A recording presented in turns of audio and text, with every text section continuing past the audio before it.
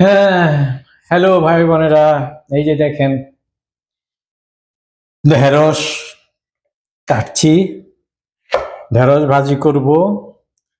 ঢেঁড়স ভাজি করে রান্না করে খাওয়া দাওয়া করে তারপর কাজে যেতে হয়। এই হলো প্রবাসী জীবন। কানাডায় থাকলে কি হবে, খরচ বাঁচানোর জন্য রান্না বান্নাই করে খাই বেশি আমি, এবং বাইরের খাবারও খাই, অন্যদের মতো না, অন্য বাঙালিদের মতো না, কিন্তু খাই, কিন্তু তৃপ্তি পাই না। এসব ঢেঁড়সবাজি সব কিছু শিখেছি ইউটিউব দেখে দেখে। খুব মজা হবে গরম ভাতের সাথে ঢেঁড়সবাজি, অনেক মজা। মাছ মাংস খেতে খেতে আর ভালো লাগে না, এবং অনেক সময় গন্ধ বেরোয়। আর আমার কানাডিয়ান রুমমেট তো আছেই, উনি প্রতিদিনই প্রায় আমার জন্য ছাপা রান্না করেন, কিন্তু ওগুলো কি খাওয়া যায় বলেন? আমরা হলাম বাঙালি, এই জন্য ঢেঁড়স ভাজি করছি। ঢেঁড়স ভাজি করে রান্না করে দুপুর কি, এখন তো 2টা বাজেই, গরম গরম খাবো, তারপরে কাজে যাব। আপনারাও কি বিদেশে যারা বউ ছাড়া থাকেন, তারা কি এভাবে রান্না করে খান? খেলে অবশ্যই কমেন্টসে জানাবেন।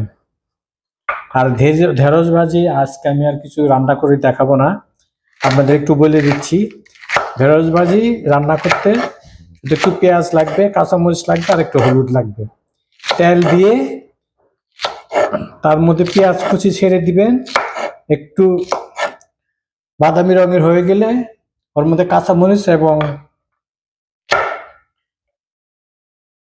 হলুদ দিয়ে দিবেন। এরপর হলুদ দেওয়ার পরেই আপনার এগুলো দিবেন, ঢেঁড়স দিবেন। ঢেঁড়স দিয়ে ঢেকে দিলে পানি উঠবে। এসব চুলায়, আমাদের এই যেসব চুলা দেখতে পাচ্ছেন, এগুলো চুলায় যদি আপনি ফ্রাই প্যানে রান্না করে, আমি দেখেছি ফ্রাই প্যানে রান্না করলে কিন্তু ঢেঁড়সে পানি ওঠে না, নতুন করে পানি দিতে হয়। আপনারা রান্না করতে ওরকম পাতিলের ভিতরে রান্না করার চেষ্টা করবেন। আমি দেখাচ্ছি কোন ধরনের পাতিলে আমি রান্না করব। রান্নাটা পুরাতে দেখাতে পারবো না। এই ধরনের পাতিলে রান্না করবেন, তাড়াতাড়ি সিদ্ধ হবে, রান্নাও ভালো হবে। সবাই ভালো থাকবেন। আরো অনেক কাজ আছে। এই যে আদা পেস্ট করতে হবে, রসুন পেস্ট করতে হবে, পেঁয়াজ পেস্ট করতে হবে।